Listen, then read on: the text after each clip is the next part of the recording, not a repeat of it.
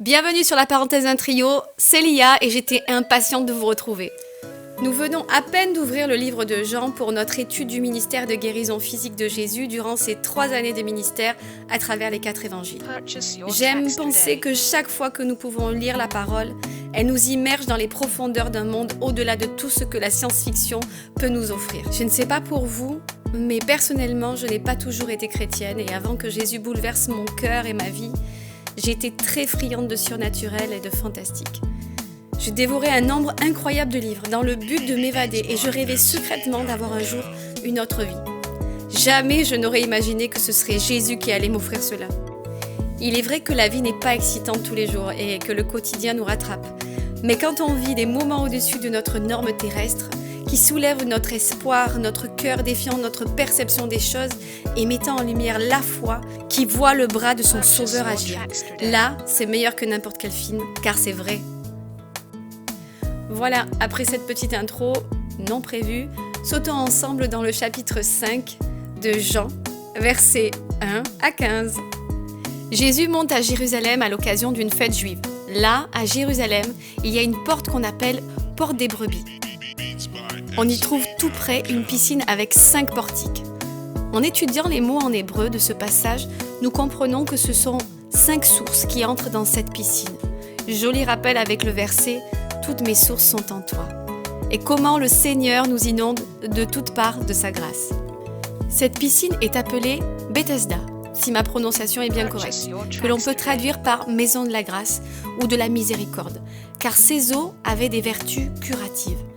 Il y avait sous ces portiques beaucoup de malades, des aveugles, boiteux, paralysés. Ils attendaient d'être touchés par le mouvement de l'eau. Il est précisé dans la Bible qu'un ange y descendait de temps en temps et qu'il agitait l'eau. La première personne qui s'y baignait après était guérie, quelle que soit sa maladie. Vous voyez quand je vous parlais de choses extraordinaires, on ne croise clairement pas tous les jours ce genre d'endroit où est manifestée la puissance divine. Un homme était présent. Il est expliqué qu'il était malade depuis 38 ans. Jésus, sachant parfaitement la situation de cet homme, lui demande s'il veut être guéri. Plus pour engager la conversation que pour connaître la situation, car il n'en ignore rien.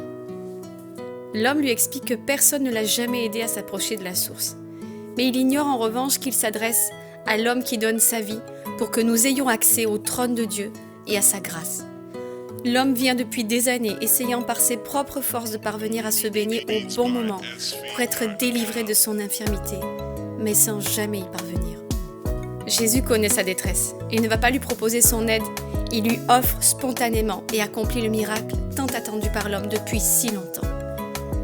L'homme finit d'exprimer sa frustration de voir un autre toujours prendre la bénédiction pendant que lui ne fait que regarder ce qui arrive dans la vie des autres et non dans la sienne, comme si à chaque fois on lui prend sa bénédiction ou s'il n'y en avait pas pour lui au final.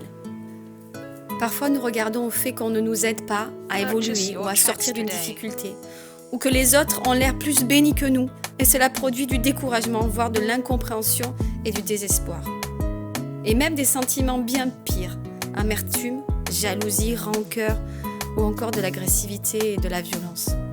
Alors qu'il vaudrait mieux pour nous, et c'est le plus important, garder nos regards fixés sur Dieu lui-même, qui est capable d'accomplir ce qu'on espère, ou plutôt ce qu'il y a de meilleur pour nous, même si ce n'est pas exactement ce qu'on espère. Ces moments d'attente de ce que l'on désire produisent aussi le courage de persévérer, car c'est un bon fruit la persévérance. Et rappelons-nous que personne ne peut nous voler les bénédictions que Dieu a réservées à notre vie. Simplement, son calendrier n'est pas calqué sur le nôtre. Il nous faut parfois aussi accepter notre situation pour nous tourner vers ce que nous pouvons réellement faire et ne plus nous lamenter. Quel encouragement ce passage! Quoi qu'il arrive, Dieu, lui, ne nous oublie pas. Lorsque le Seigneur dit à cet homme « Lève-toi, prends ton brancard et marche », c'est ce qui arrive réellement à l'homme. Celui-ci a dû quitter son état physique et mental pour entrer dans une nouvelle dimension.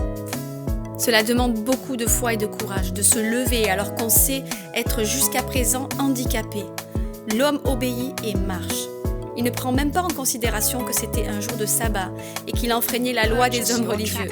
Il ne connaît pas non plus le nom de celui qui vient de changer sa vie, mais il obéit. Plus tard, Jésus le trouva dans le temple. Il lui dit « Te voilà guéri ? Ne pêche plus, de peur qu'il ne t'arrive quelque chose de pire. » L'homme put annoncer aux Juifs que Jésus l'avait guéri. Pour les personnes présentes, il est indiqué que lors du miracle, Jésus disparaît dans la foule. Donc on suppose que beaucoup de gens étaient présents ainsi que sûrement ses disciples. Concernant la méthode employée par Jésus, c'est à nouveau la parole qui réclame la foi, l'obéissance de l'autre. Et je voudrais soulever un détail avec vous. Avez-vous remarqué que Jésus ne parle du fait de ne plus pécher seulement à la deuxième rencontre ? Il est inconcevable de penser qu'il avait oublié la première fois de le lui dire. Non, il a agi avec bonté envers cet homme et s'est retiré avec discrétion. Puis, c'est à la prochaine rencontre qu'il va donner de précieuses informations à l'homme. Pourtant, ces informations sont de la plus haute importance et cependant, Jésus ne le dit pas de suite. Il y a encore un chemin de compréhension du Père qui s'ouvre devant nous. Le Père ne nous force jamais, il est bon et simple de cœur, n'ayant aucune ruse en lui, et ici il nous montre que son don est réellement gratuit, et que si nous souhaitons en bénéficier longtemps, nous avons tout intérêt d'agir avec prudence. Il nous avertit car notre condition après une délivrance, si nous rejetons à nouveau le Christ, serait pire que la première. Vous pouvez le trouver dans le livre de Matthieu, chapitre 12, versets 43 à 45. Nous sommes parfois tentés de tout dire à la personne face à nous. Et d'ailleurs, à certains moments, c'est ce qu'il y a à faire. Mais dans bien d'autres occasions, nous pourrions imiter ce passage dans notre façon d'évangéliser, d'apporter le secours de Dieu à l'autre. Parfois dévoré de zèle et on voudrait, une fois que la prière est exaucée pour une personne, qu'elle accueille immédiatement la conversion de son âme avec joie. Sauf qu'il y a des personnes qui ne réagissent pas comme ça, pour qui il faut plus de temps et persévérer dans la prière pour elles. Elles le reçoivent dans leur cœur, peut-être plus tard, et cela sera une grande joie pour tous. Mais elles peuvent également refuser de voir ce que Dieu a fait de grand pour elles. Et je peux vous en parler car je l'ai vécu, cette tristesse profonde, cette incompréhension après avoir vu le miracle se produire pour une personne qui sait que nous avons prié pour elle et qui, une fois exaucée, agit comme si Jésus n'avait jamais rien fait pour elle. Que Dieu nous aide à ne pas nourrir de l'amertume pour toutes ces personnes. Si Jésus lui-même prend le temps de laisser la personne seule avant de revenir, c'est que cette personne devait prendre ce temps afin de réaliser et de réfléchir. De plus, dans la grande joie de la guérison, cet homme aurait pu dire oui aux recommandations de Jésus sans même les entendre. À la deuxième rencontre, l'émotion est redescendue certainement et il peut entendre différemment les choses. Nous aussi, sachons prendre le temps de donner des paroles importantes dans des temps plus appropriés. Prendre le temps de laisser la personne méditer tout ce qu'elle vient de vivre. Et puis soyons aussi des témoins discrets, mais présents au sein de nos fréquentations amicales, professionnelles, familiales ou simplement dans notre voisinage. Nous ne pouvons pas apporter avec force des paroles aussi graves dans un premier temps, car cela ne reflète pas le caractère d'amour de Dieu. Ce Dieu qui accueille et qui restaure, qui panse les plaies et console. Sauf si le Saint-Esprit vous pousse à agir de la sorte. Mais sinon, restons sobres et bienveillants, ouverts à répondre aux questions et disposés à aider. Je ne dis pas que nous devons être timides en ce qui concerne l'Évangile, car la Bible est très claire à ce sujet. Nous avons reçu un esprit de force et non de timidité pour annoncer cet Évangile. Vous le trouverez écrit dans 2 Timothée, chapitre 1, verset 7. Mais prions pour avoir le discernement des moments appropriés. Et soyons dans l'observance aussi de ceux qui nous entourent. Redoublons de force en prière et de douceur avec les âmes vers qui le Père nous envoie. Seigneur, je te remets toutes les personnes qui sont appelées à parler de toi, afin que tu les revêtes de discernement et de force pour qu'ils persévèrent et qu'ils ressemblent de plus en plus à ton Fils Jésus-Christ.